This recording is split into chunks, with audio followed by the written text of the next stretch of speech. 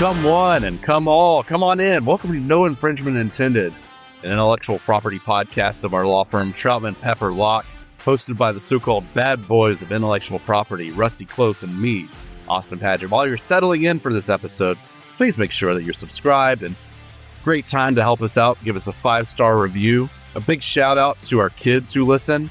I know my son has drummed up some new listeners amongst his peers who have left 5-star reviews, and I want to give those lads a specific shout out. But everyone's a child of someone, so a more generalized shout out to all our listeners. The listenership continues to grow, and the demands for merch store is growing as well. So if you need a tote bag with our faces on it, let us hear from you, and we'll pass it along to the powers that be. And we'll probably need to develop, Rusty, some sort of specific logo or tagline. So if you have any ideas for those, listeners, keep them to yourselves, because we don't want to get into a dispute with you when we're selling $1 bazillion worth of bad boys of IP tote bags and beard oil. So, Rusty, what are we talking about today? The beard oil will be a big hit. The bad boys are back, and it's time for another episode. Before we get started today, I want to take your temperature. Do we feel like we're safe to talk about mullets? Is anyone going to be offended if we talk about mullets?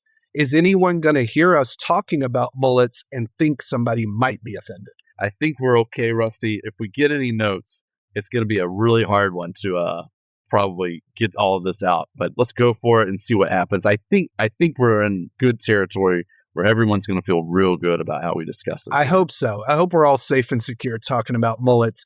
Is there any chance that our listeners don't know what a mullet is? We have to give a description of, the classic, business in the front, party in the back. Yeah, I should mention there's a distinction here for my family and friends back in Florida growing up, because to me, where I grew up, first thing you think of is the mullet is a bottom-feeding fish. They grow about a foot long, 2 to 3 pounds or so, a local delicacy where I grew up. I have people who will tell me that they can tell the difference between which rivers they came out of.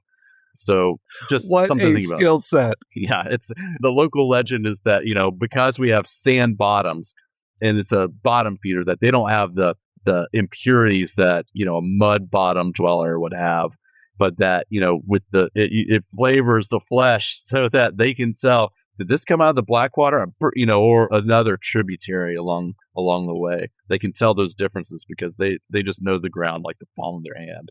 Unbelievable. I mean, it's well-established canon on this podcast that you grew up in Florida, on the Panhandle, the Gulf, not the French Riviera. I can't remember what else it's referred to as, but it's right on the tip of my tongue. But if we went back through the Padgett family archives, would we find, a school picture where the party in the back is, sneaking out the sides of an Austin Padgett school picture? Not intentionally. If I got haircuts, I had long hair in high school, so it's kind of down to my shoulders, but it was long all over. No, but I mean, where I grew up, I had a lot of friends, a lot of family that had the mullet. I would tell you, I'm a taxonomy guy. I like to put things in groupings. And I would tell you that kind of amongst my friends and I, we had kind of an understanding that there are basically 4 types of mullets. There's the David Bowie, which is kind of razor sharp glam, nothing's out of place. There's the Prince, which is like high volume cascading down. Gorgeous. Yeah. Then you've got the Mike Gundy, which is kind of the later reference, but this is what I call it now. Tight, clean sides, total waterfall in the back, though. Do you need, for that version, I like it with a couple of lines cut on the side, so it's real nice and tight above the ears, but maybe some lines cut over it. Yeah, I mean, you could definitely do, you don't have to have that. There are variations within all of these, but these are the high-level categories. And then the last is the MacGyver, which is similarly tight on the sides, but like has a tactical flair or feathering in the back. You might also hear it be known as the Mel Gibson. Mel Gibson from Lethal Weapon is a beautiful thing to behold. I always like to think of Andre Agassi. Early Agassi had just an unbelievable mullet. Just, you see him out there playing Wimbledon and those locks are just flowing. Where in my grouping would you put Agassi's? I think it's in near that Mel Gibson category. Yeah, I put it in the Gibson MacGyver category as well. Yeah. I think that's fair. early to mid 90s country music had some real sharp ones. Joe Diffie, an incredible mullet, and then maybe the standard bearer, Billy Ray Cyrus. Absolutely. I like to think about hockey too, and I think they kind of call it the flow, right? And I think of early Jaromir Jagr, just so you got a little bit of European influence in there as well. Incredible stuff. And then one that's kind of like your Mel Gibson, George Clooney. You know, he had a really good looking mullet, kind of clean. It's nothing like Andre Agassi, but real mid 80s kind of vibe. I assume that when he was labeled most beautiful man in the world, most handsome man in the world, something like that, that they were actually referring to the mullet days.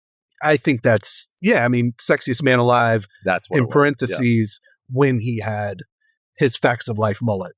Well, a few years after that, we're talking 1994, and kind of the role that I think people look at for him that really turned him into a superstar, Dr. Doug Ross on ER.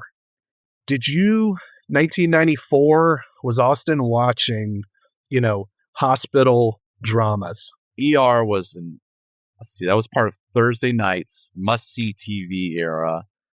So when I think of that era, I think of Friends and Seinfeld and Frasier, but I got to tell you, Rusty, I missed a lot of that era on weeknight television because I was either getting home later, like school stuff, track practice or something, or track meet, or would probably opt more for video games or maybe even a movie at that time over television.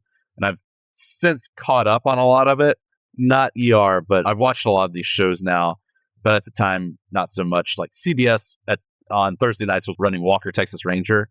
If I was going to watch TV on Thursdays, it would have been Walker. And so I probably watched that, if anything, or a ball game that was on that night. But to answer your question, I do remember ER pumping that it was going to do a live show in the 1990s. And I specifically remember making time to watch that because I thought that would be a cool event. You just had to see it. That's right. Well, and it falls under must-see TV, so they had you there. It was correct branding. Absolutely. So ER, let's give a little history on it. It debuted in 94. It ran for 15 seasons. It was created by Michael Crichton. Does that name mean anything to you? Just from, I was kind of the nerdy kid. I would see his name in bookstores, and I think I read Jurassic Park.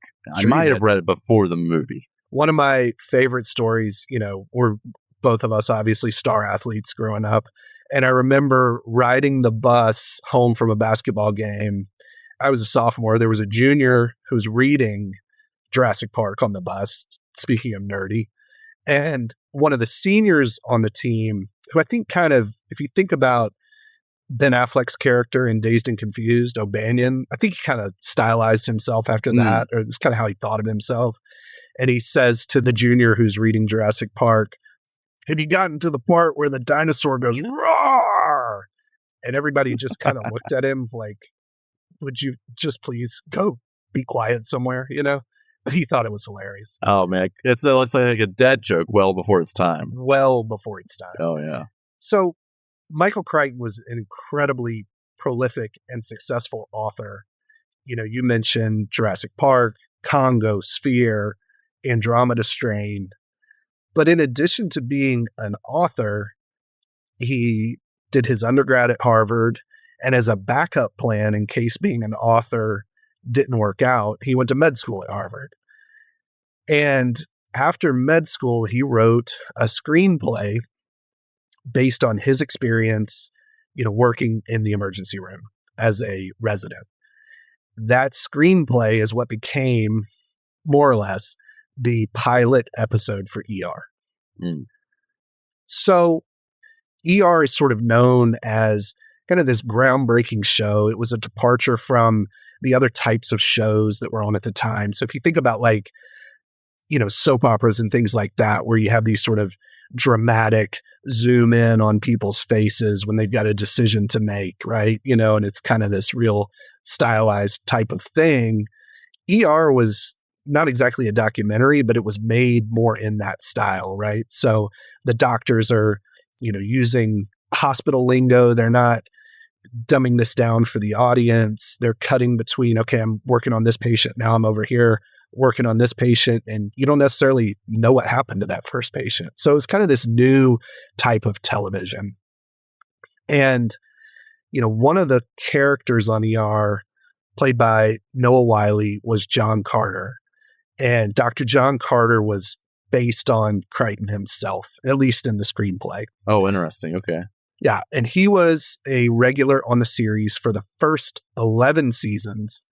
And, he'd pop back in from time to time and was actually in the finale as well. So he was, I think, the only person who was in the series premiere and the series finale.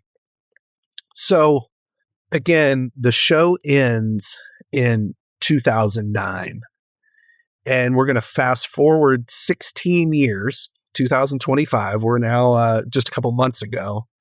A new show called The Pitt debuts on Max or HBO Max. I can't ever keep it straight.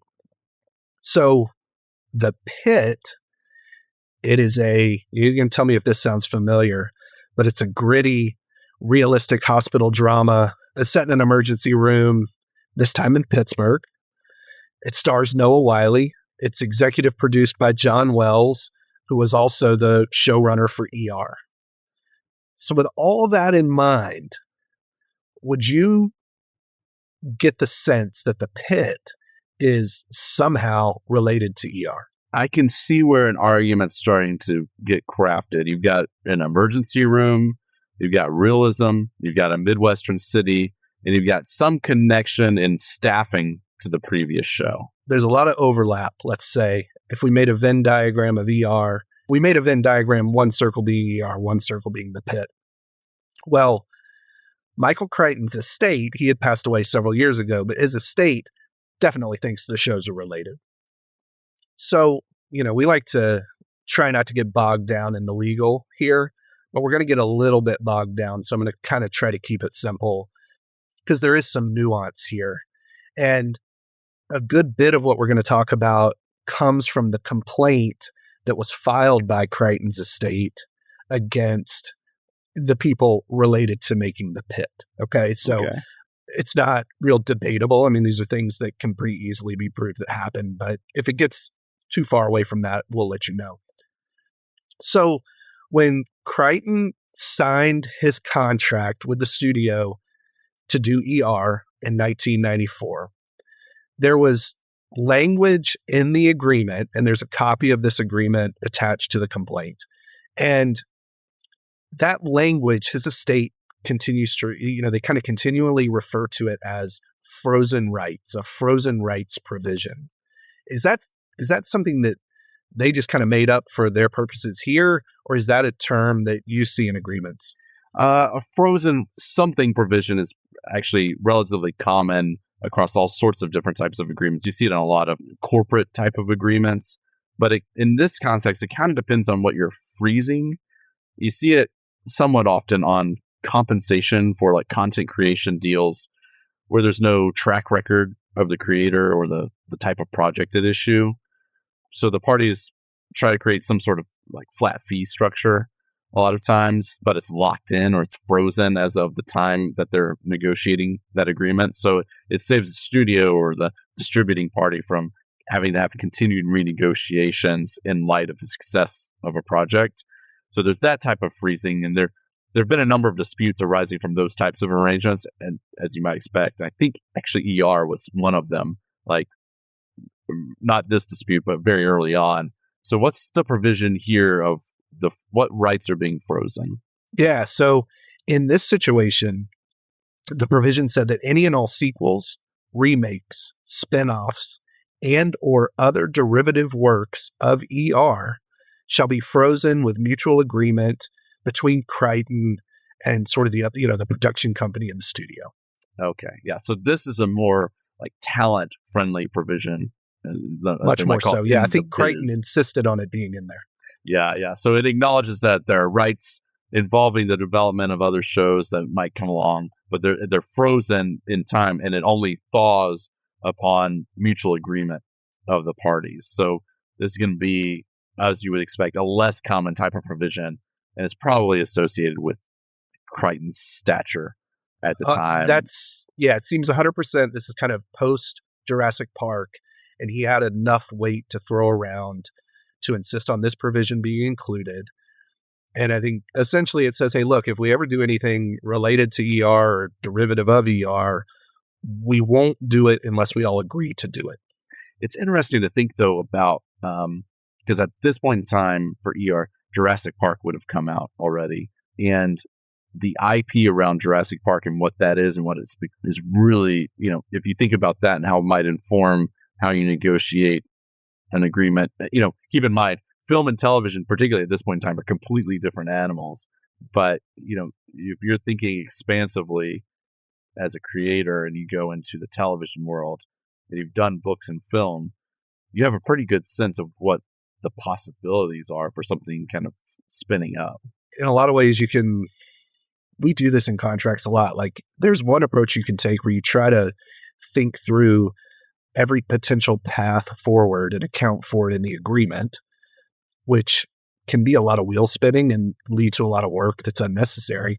Or you can just say, hey, look, we'll all agree to work together on these things that might happen in the future if something like that comes up in the future. Yeah. Kicking the can down the road, or the issue that you have, one, it's like you'd like to have certainty going into something, but two, you don't know what something's going to become. So let's counter everything. The thing you have to weigh is, okay, if we kick everything down the road, eventually I'm going to come to a stack of cans and we've got to do something with it, or we're just going to continue to be in constant negotiations. And so each party has the need for certainty in some items and then for flexibility on others. Yeah, I mean, it's definitely a balance that you can lead to a lot of unnecessary work, or you can set yourself up for a lot of frustration down the road, and balancing those two things. But according to the complaint, and I think, there's not much in dispute here, Noah Wyle, John Wells, the producer, and then the production company, they approached Crichton's widow, the representative of his estate, with an idea to, more or less reboot ER with John Carter, Noah Wile's character, as the focus. And it was, I think, essentially just, let's pick up this story.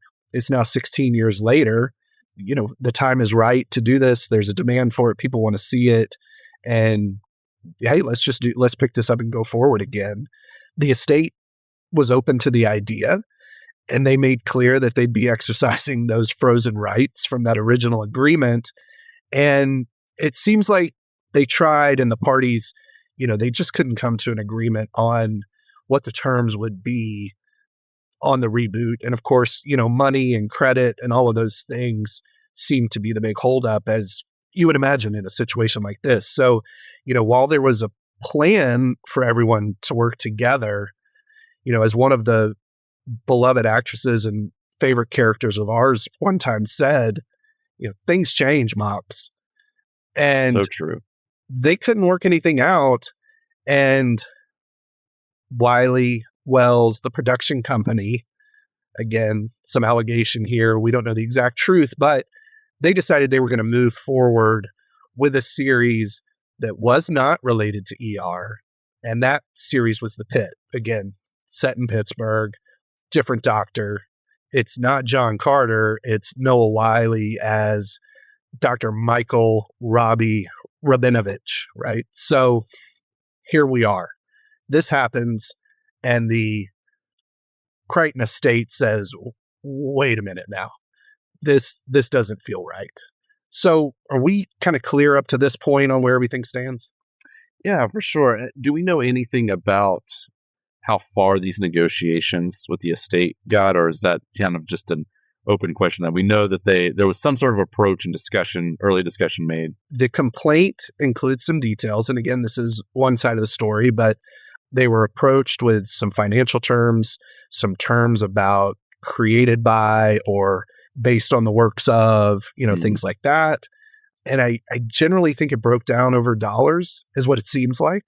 And even after those talks broke down, again, in the complaint, there's, Crichton Estate says that Wyle sent emails, hey, we really want this to happen, and Crichton's widow responded. Wells sent emails, trying to continue to move this along. The complaint doesn't specify at which point things broke down. It just kind of says they never got there. Gotcha. Okay. But there were at least some specifics drawn up, and there was at least kind of the concept of like, this is what it would look like. And someone said pass. Yeah, that's exactly right. I mean, that seems to be the case. The discussions were more than just high level. Yeah. Got it. So I want to talk about, again, this is an IP podcast, right? So we gotta get our IP concepts worked in here.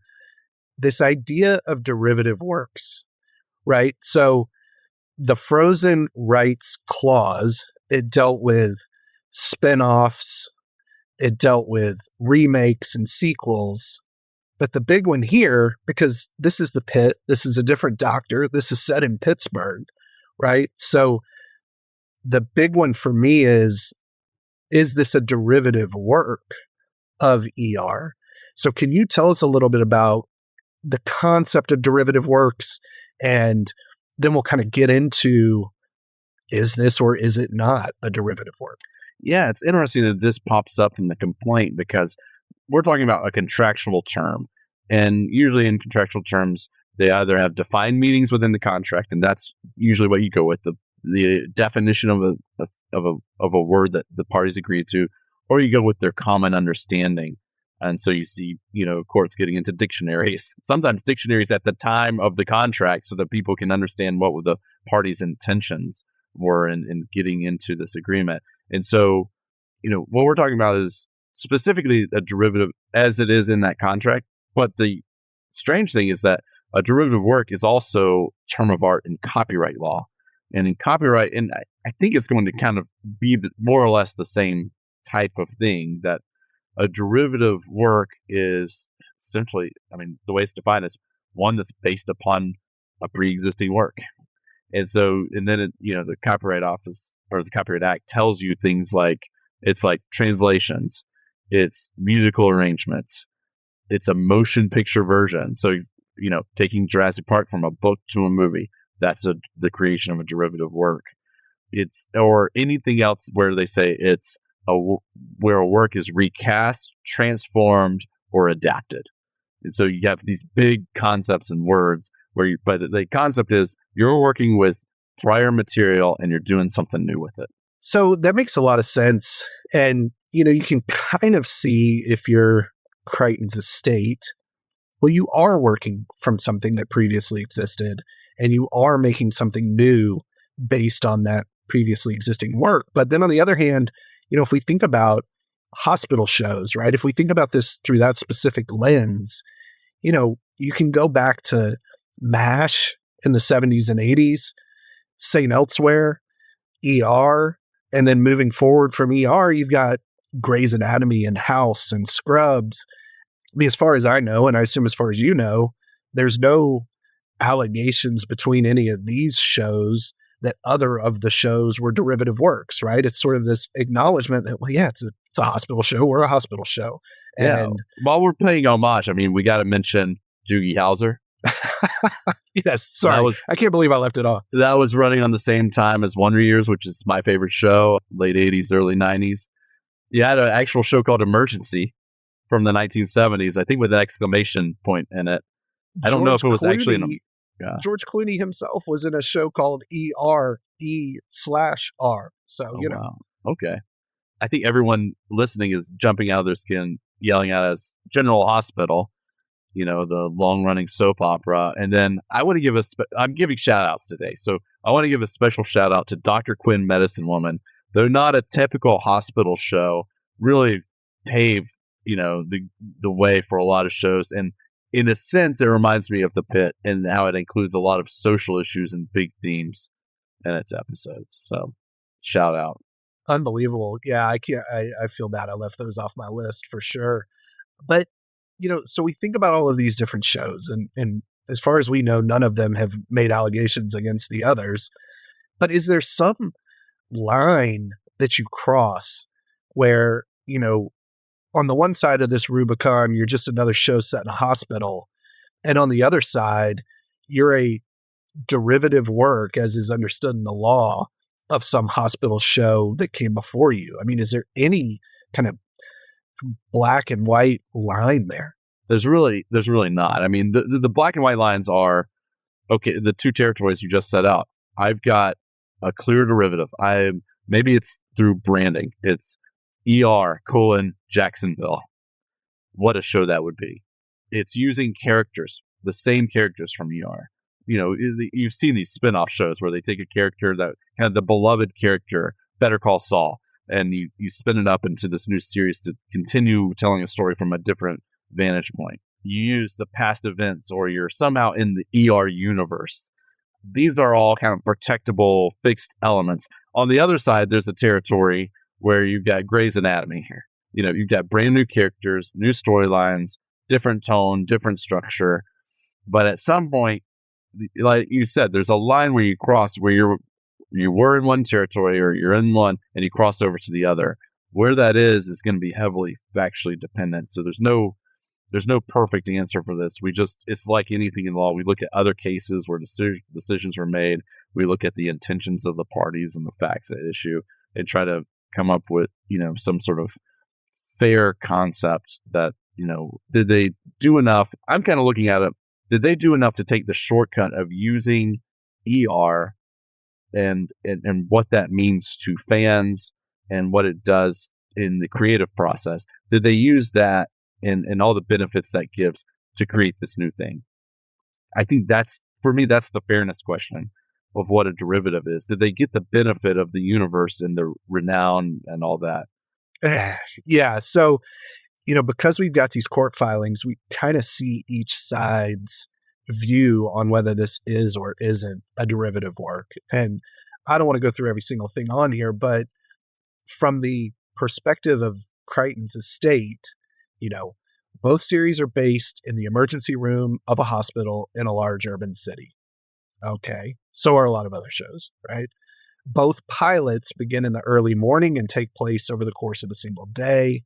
Remind me, is that the way ER was set up? Did it take, like the Pitt, I've only watched a couple of episodes, but it has like hour one. It's kind of like 24, the old show 24, hour one, hour two, like it's following a sequence. That's exactly right. So the nuance there is that the ER pilot takes place over the course of a single day, but the rest of the series is not structured the same way.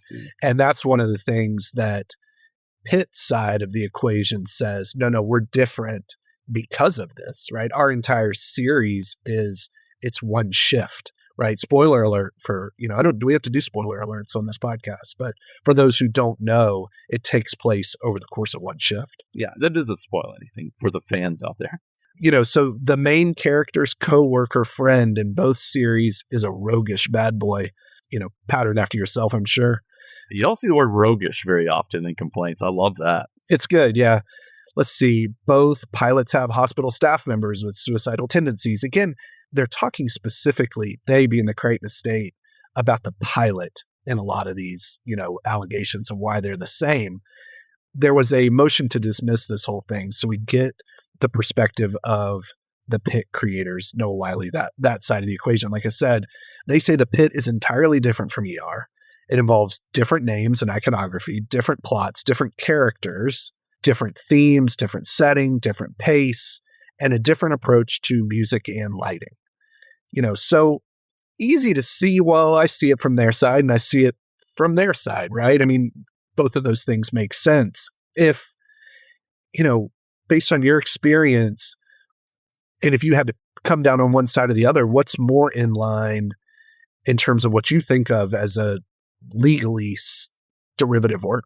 Oh man, this is a tough. So I don't know that I have a good take on this one yet, and maybe need to have a sabbatical, like a fully paid sabbatical, so I can go watch hospital shows, because it's not a genre that I'm just deep into. So let me work out my ideas and where I'm wrestling with this with you. So on the one hand, I can see how this is the dispute that started when the plan was to develop something in the ER universe.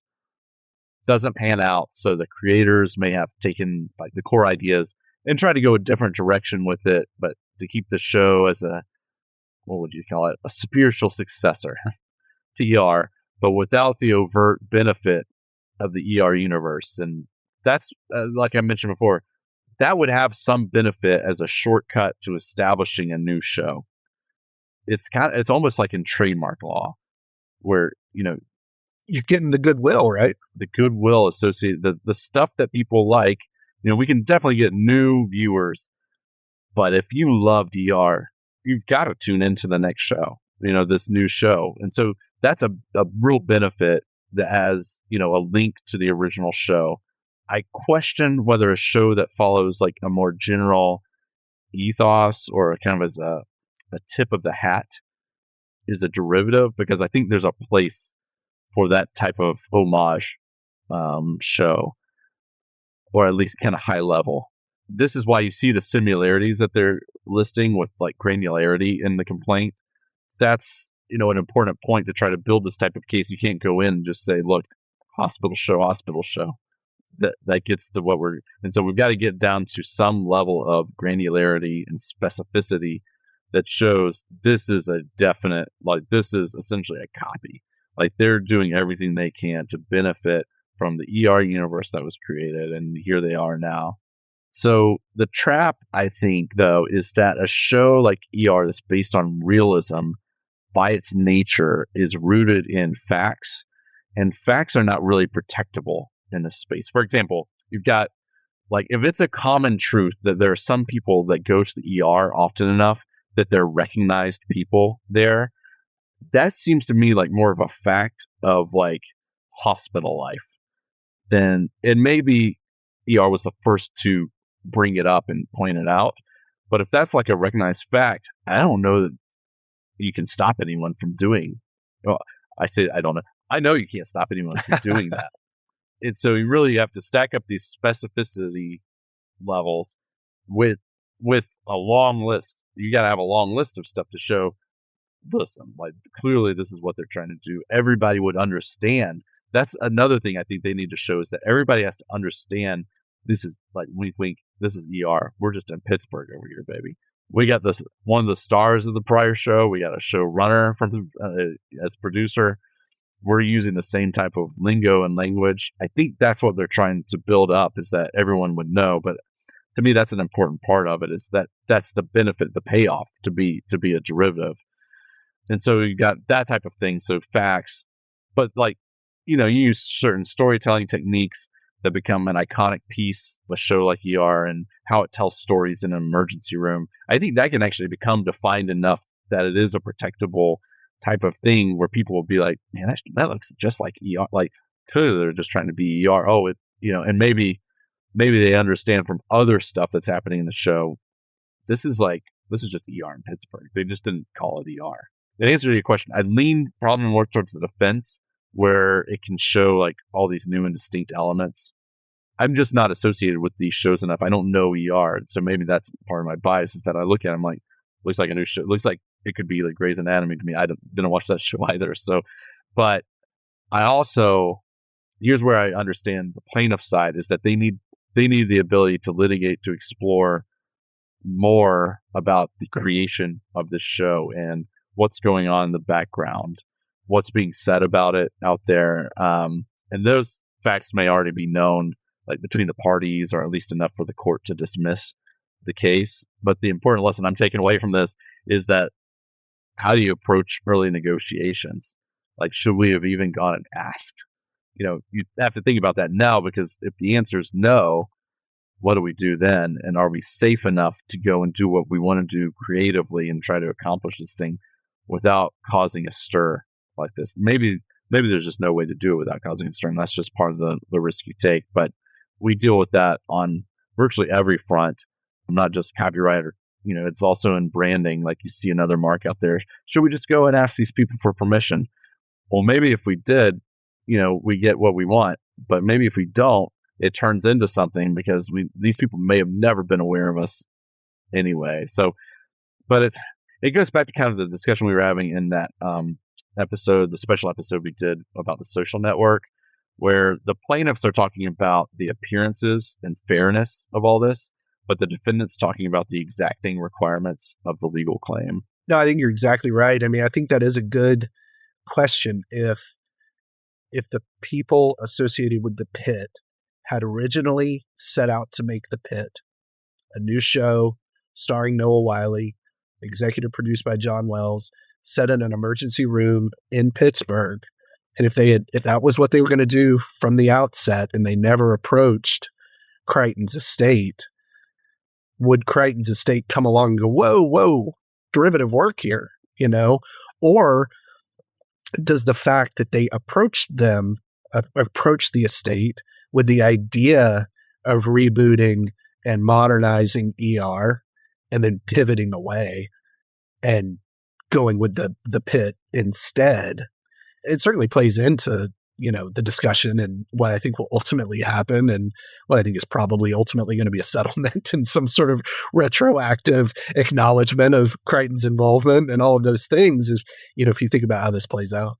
Yeah, for sure. Like to your point, I think if there was never that discussion, I think this is just another show in the pantheon of hospital dramas or whatever we might call the category.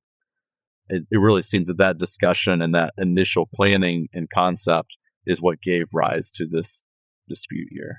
And look, we can line the shows up and say what overlaps, what doesn't overlap, and do all of those things. But going back to sort of that trademark idea of goodwill, I think there's plenty of examples in, media and, folks writing about the show referring to it as ER 2.0. So I think, people who are familiar with both certainly see the similarities and the parallels. Crichton's estate's complaint included the text from this joint statement once the Pitt was announced that said, we're thankful to Max for giving us this opportunity to return to the world of urban medicine. And in the decade and a half since we last visited their stories, we're thrilled to be able to return to this world. It's almost like they tattled on themselves a little bit, saying, hey, we have done this before and we're going to, reboot it. Maybe that's not the word they would use. Certainly not in retrospect. And that's where you get at, maybe the court just allows this to go forward so that we can see. And I should say they did, right? So the motion to dismiss was filed and the court is allowing it to go forward. So as of this recording, it's still playing out. Yeah. And so that's what I would expect, is that there's enough here to say, there's a potential claim here. We need to find out more about the creation of this thing, because who knows what emails are in the background or statements made. It's just like any project where, you've had this before, where the company, you get a client and you find out more about the background of a product. Somebody else shows up and says it's an infringement. And then you find out, oh yeah, well, we sent that to a manufacturer and said, can you make something like this? There's emails and communications in the background that are like, oh man, I thought we had a really good defense until, your intentions became very clear and were written down and memorialized. So let's figure out another path to resolving this dispute. And, I mentioned earlier, there was some nuance here. They didn't go to court and say, you've created a derivative work and that's my cause of action. They actually went to court and said, this is a breach of contract case, right? But, based on the language of that frozen rights clause, I think they'll kind of have to show that it was a derivative work, right? So it's a breach of contract if we can show it's a derivative work, right? And so another one I think was unfair dealing or, something along those lines. But they're not making actual IP related claims as far as their cause of action in the case. Yeah. And it's just like most of our cases come down to is there a contract? What does it say? And can we fix this by just the parties agreeing to something, and preferably in writing? And can we fix it with money generally? One last question I've got. If you're a copyright holder, how can this concept of derivative works, can it really serve as much of a tool for you? Or is it like we always say, like you're so much better off defining everything in a contract as related to, that work that you created? Oh, it's a very powerful, the reason it's dealt with in contracts is because it's a very real thing. Is that, let's get out of the ER world and go to the Jurassic Park world and think about all of the derivative and, other storylines and other characters and other just merchandise, all of these things that are developed out of this initial book that Crichton wrote. Because he wrote that book, the second, he wrote that book, he has these rights. Now he's gone and licensed them and exploited them. But if somebody had gone and, taken that book and developed their own story, and maybe they called it something different, but they had access and there was enough substantial similarity, even though they're outside of the book world and they made a film, there's still, because that's that would have been a derivative right that he would have had, there would be infringement there. And that's the reason it's so important to get these things into agreements, because that's what you're licensing out. It's one of these rights that you have under the Copyright Act. It's so hard to think through. So one of the thoughts I had was, okay, we're not Noah Wyle, we're not John Wells. You've made clear that you didn't watch ER, but if you came back from your sabbatical, right, you've watched all 15 seasons, 300 plus episodes, and you and I put our heads together and say, we want to do a modernized post-COVID, post-pandemic hospital show. And we want to set it in an ER, and we're going to put it in Pittsburgh. We'd love for Noah Wyle to be involved. Does anybody come after us and say, whoa, that's a derivative work of ER? Yeah, first we're going to be really careful about what we say about what this thing is. Yes. We're not going to return to anything. We're not returning to anything. This is a brand new show made by two guys who know zero about hospital life. We gutted it out from watching a bunch of television.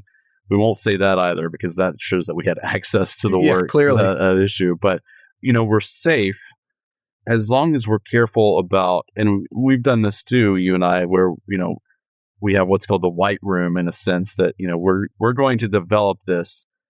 Maybe it's based on our knowledge, and some of that's informed generally by hospital shows generally, because, I took this nice long sabbatical. The firm was very kind and allowed me to watch hospital shows all year long.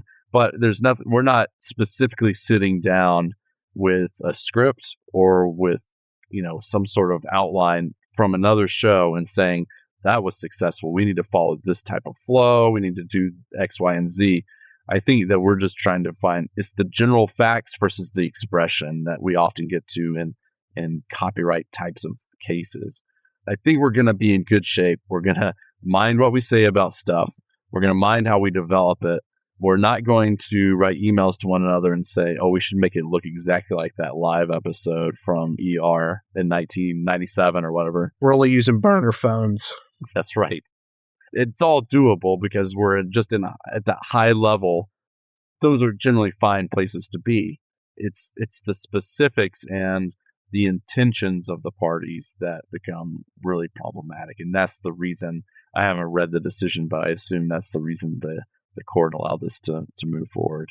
Yeah, I think so. It's just the facts themselves are so important to understanding the overall situation. And I think here, just like in some of our previous episodes, about the graffiti and the things that happen there, it's the specific things that happen and led to the circumstances.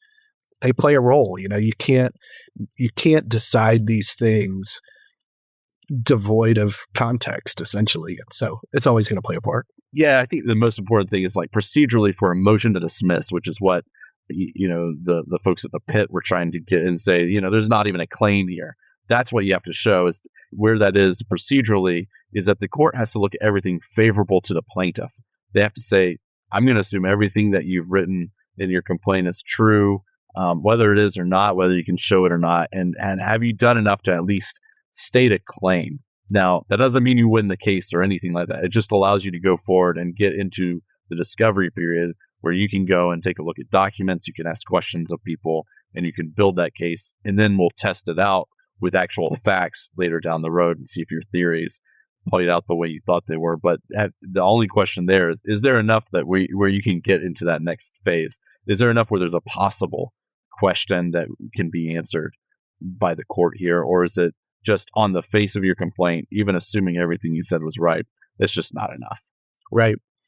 Well, if we started with a question here, and I'm not sure we started from the top, but if the idea was, Austin, can you and I develop our own hospital drama without getting in any trouble and stepping on anyone's toes. I think we came to an answer on that today. I think, like this podcast, it would be a smash success. There is no question about that. That's right. Well, thanks everyone for listening. Hope you'll return and give a listen to all our older podcasts. So be sure to like and subscribe. If you'd like, give us a 5-star rating to help everyone know what we're up to over here at No Infringement Intended. Copyright Troutman Pepperlock, LLP. These recorded materials are designed for educational purposes only. This podcast is not legal advice and does not create an attorney-client relationship. The views and opinions expressed in this podcast are solely those of the individual participants. Troutman does not make any representations or warranties, expressed or implied, regarding the contents of this podcast. Information on previous case results does not guarantee a similar future result. Users of this podcast may save and use the podcast only for personal or other non-commercial educational purposes. No other use, including without limitation, reproduction, retransmission, or editing of this podcast may be made without the prior written permission of Troutman Pepper Locke. If you have any questions, please contact us at troutman.com.